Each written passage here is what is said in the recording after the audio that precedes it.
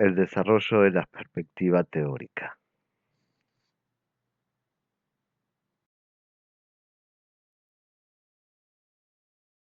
El desarrollo de la perspectiva teórica es un poco de lo que ya estuvimos viendo, que consiste en revisar y armar un desarrollo teórico lógico de lo que vamos a investigar, de esa idea inicial. Como habíamos visto, el segundo paso, el planteamiento del problema, ya necesita que nos introduzcamos en la perspectiva teórica. La perspectiva teórica nos va a sustentar teórica y lógicamente nuestra investigación, o sea, nos va a servir para dar sustento a esa idea que inicialmente es vaga e imprecisa. La perspectiva teórica se usa para exponer y analizar las teorías, ¿sí?, conceptualizaciones o investigaciones previas y antecedentes que encontremos en el campo de la idea que queremos investigar. Recuerden, las teorías son articulaciones consistentes y dentro de ellas se encuentran las conceptualizaciones o investigaciones previas y antecedentes. Proporciona una visión sobre dónde nos situamos en nuestra investigación en el conjunto de saberes de la teoría, o si no hay teoría, de las conceptualizaciones e investigaciones realizadas hasta el momento de la idea o el tema que queremos conocer. E incluye dos etapas. Una es la revisión, la búsqueda analítica de la literatura que corresponde a nuestro tema o a nuestra idea, y luego la construcción del marco teórico, lo que puede implicar la adopción de una teoría si hay varias teorías que explican el fenómeno o la idea que quiero investigar.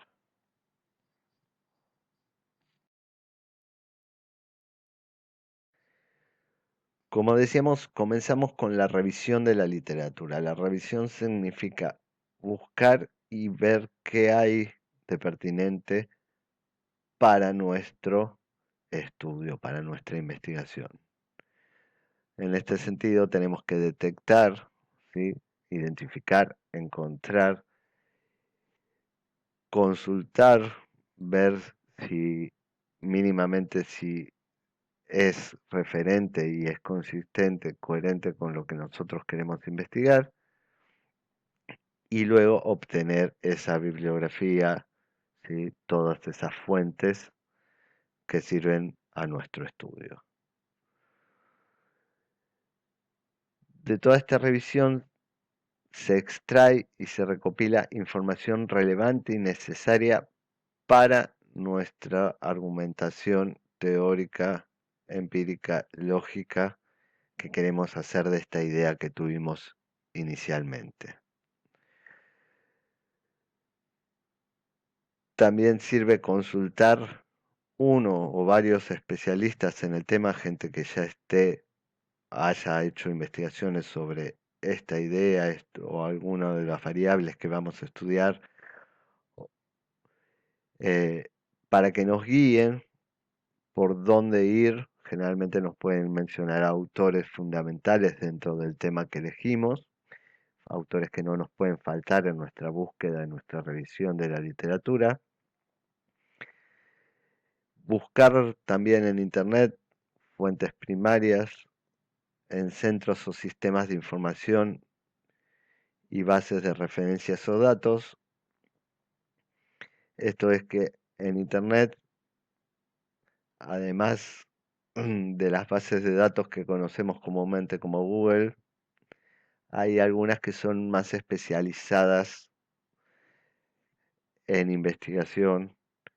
Primeramente conocemos Google Académico, que es la básica, que es gratuita, Redalyc, pero hay otras que son pagas y que son más especializadas en algunos temas.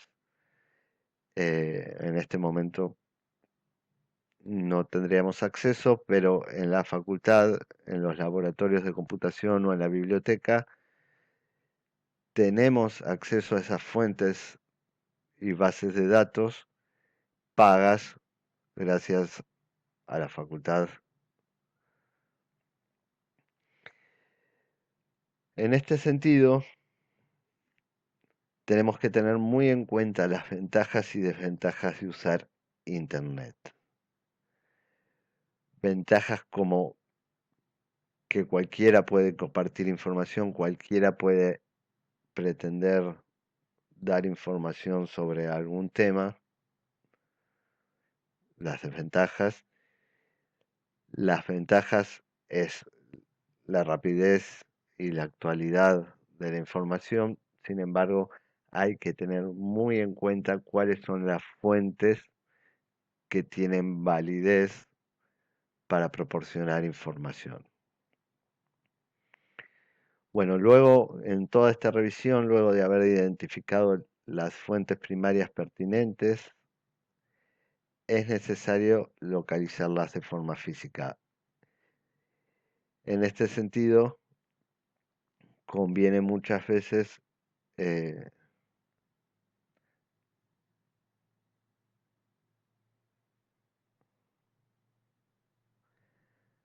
después de identificar las fuentes que nos son pertinentes a nuestro estudio, es necesario que las localicemos. Muchas veces, si son libros, hay que conseguirlos.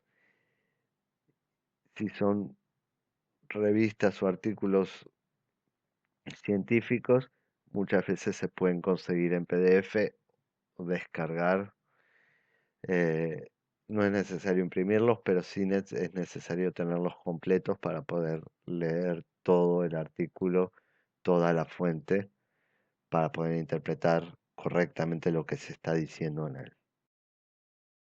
Las fuentes más consultadas y utilizadas dentro de investigación son libros, obviamente, fundamentalmente artículos de revistas científicas para extraer antecedentes, resultados, leyes y conceptualizaciones científicas, ponencias en congresos, en jornadas publicadas, que también pueden conseguirse en Internet. Como decía, el Internet libre y gratuito necesita como su ventaja, una de sus ventajas es la amplitud de información, necesita realizar búsquedas precisas y concretas para poder llegar a lugares. Como decía, la revisión y la lectura, ¿sí?, nos pueden luego llevar a poder precisar. Esto que la idea es muy vaga, una vez que la vamos concretando, ya podemos hacer búsquedas más precisas y mientras más concretas, más precisas van a poder ser las búsquedas. Como decía, por autor, si, por ejemplo, si algún experto en el tema o en la idea nos recomienda algún autor fundamental, lo podemos buscar por ese autor, por la variable ya conocida como variable, o sea, pasada desde la idea a la definición conceptual y luego como variable, por instrumento podemos buscar. eh, las búsquedas precisas llevan a resultados precisos. Y luego se empieza a analizar, ¿sí?, y a leer y a pensar en los artículos. Se pueden ir haciendo resúmenes de los documentos y sobre todo extrayendo ideas y datos concretos o comentarios de ellos. Esto es muy importante. Lo que nos sirve no es la información tal cual está, sino las ideas y los datos relacionados con todo lo demás que vamos leyendo. Nunca una fuente sirve para realizar el desarrollo de la perspectiva teórica. Necesitamos siempre el análisis, comparación, consistencia, conjugación de multiplicidad de fuentes, porque como decía, el fin es poder lograr un posicionamiento dentro de todo lo que se sabe sobre la idea o el tema, lo más abarcativo posible.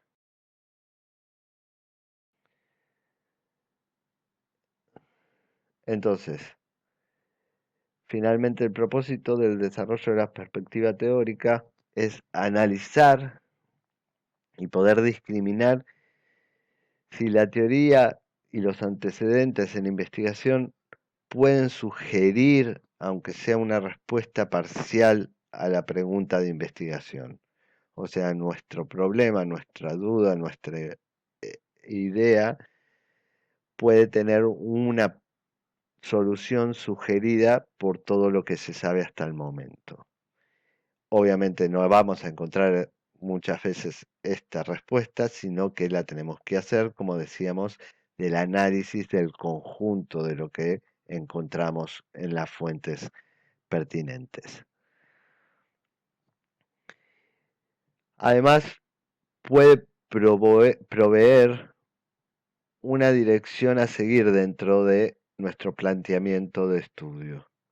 O sea, puede proveer una dirección en la cual se centre nuestra investigación.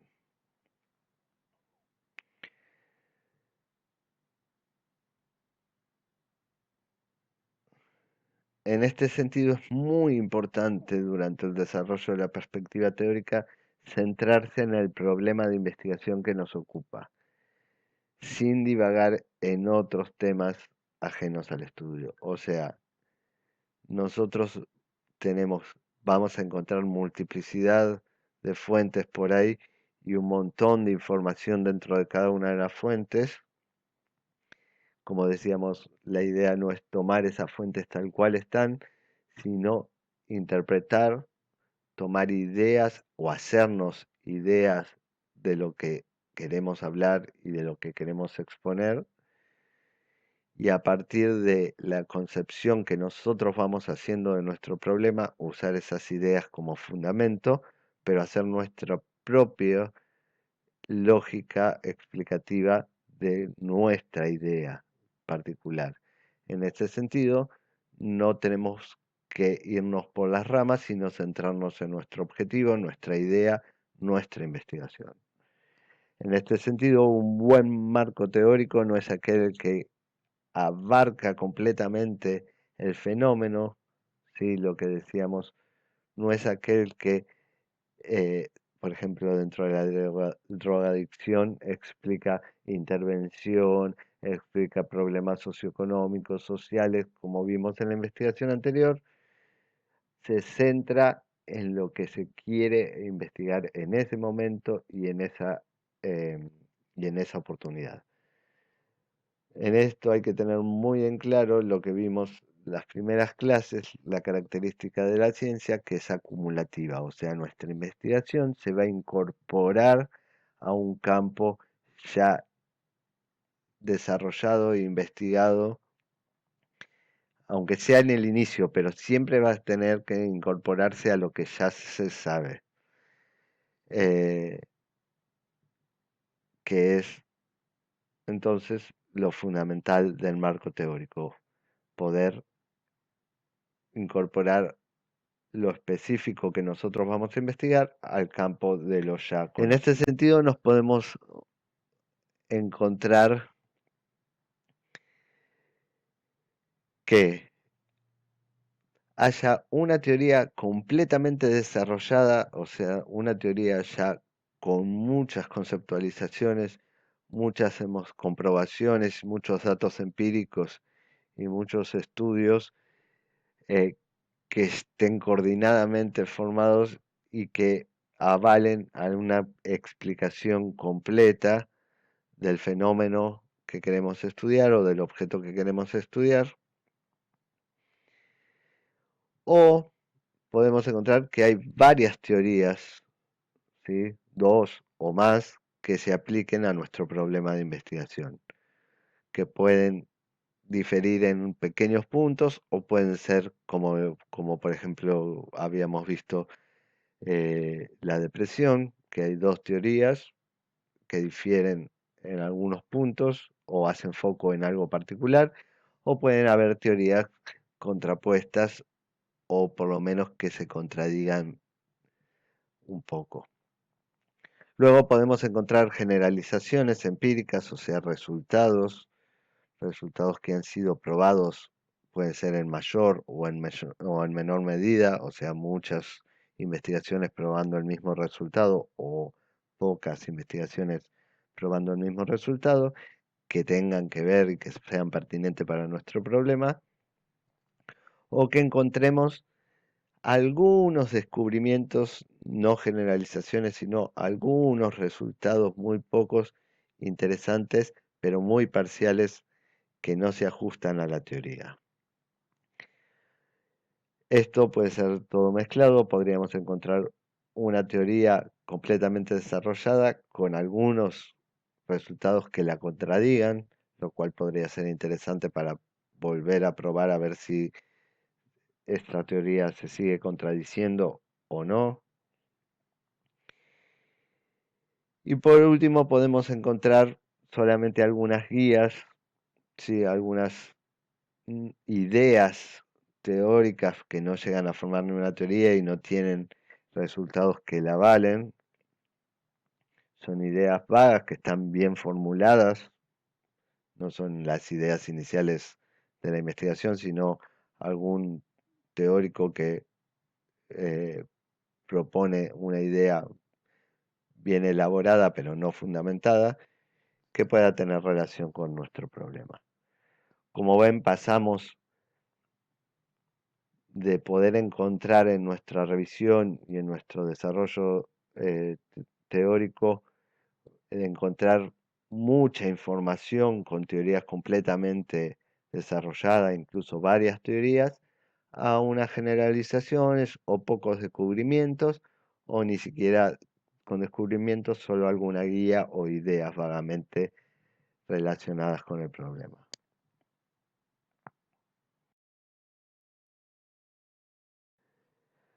Finalmente, las teorías, si encontramos, son fuentes fundamentales para el marco teórico. La teoría contiene conceptos, definiciones, proposiciones vinculados entre sí y presentan un punto de vista sistemático hacia los fenómenos que intentan explicar. Especifican las relaciones entre variables y, como decía, busca explicar el objeto o el fenómeno y, si es posible, predecir cómo suceden estos fenómenos u objetos.